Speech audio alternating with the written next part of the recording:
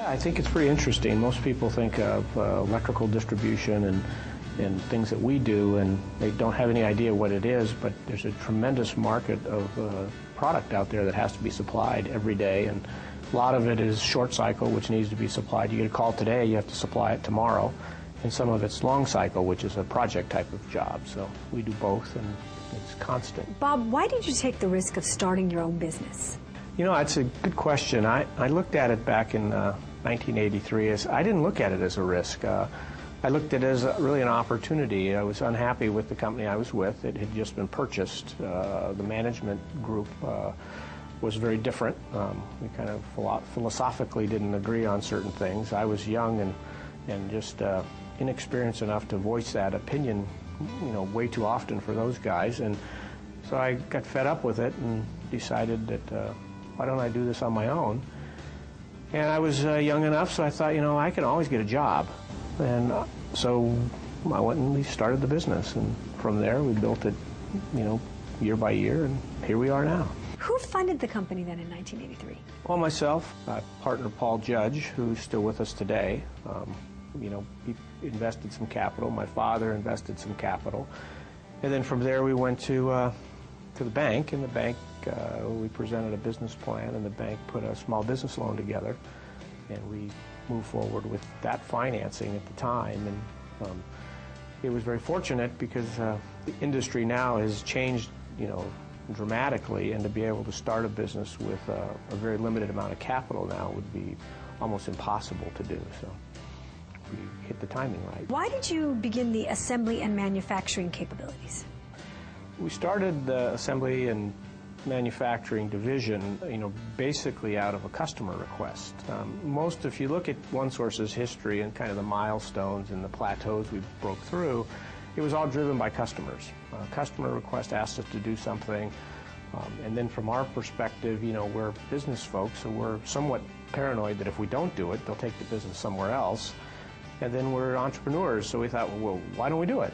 And fortunately, you know, my partner Paul is always pushing, always asking us to kind of go the extra mile and do things that take us out of our comfort zone at times, and particularly me.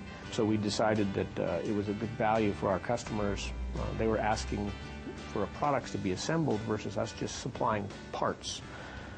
So from there, we've grown a pretty big business that adds a lot of value to our customers, and we have been able to be successful at it over the last 5 years. So. Smart move. What are your challenges as a business owner?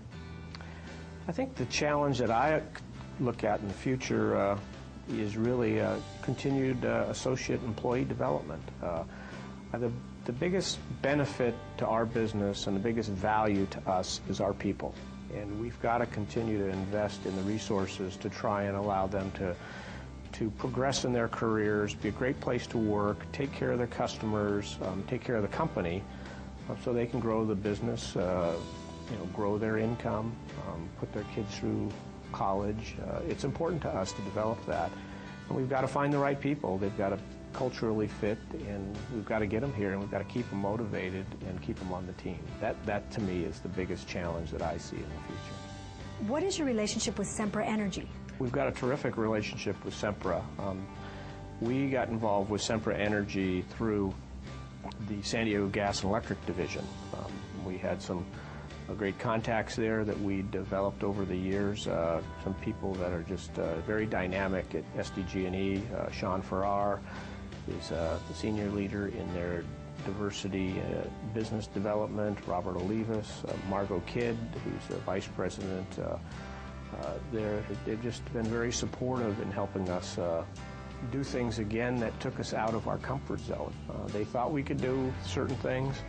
At times, you know, we were looking at it like, does this really sound like we should be doing this? And we did it. So you need people like that to push your customers, and they've done that. The Southern California Gas Group, again, is another part of Sempra that's been very strategically important to us. So we've got terrific relationships there, and we provide a lot of products to Southern Cal Gas. So both of those have been great opportunities. But again, it gets back to customers seeing something in the business that they thought we could provide a value that at the time maybe we didn't even see it.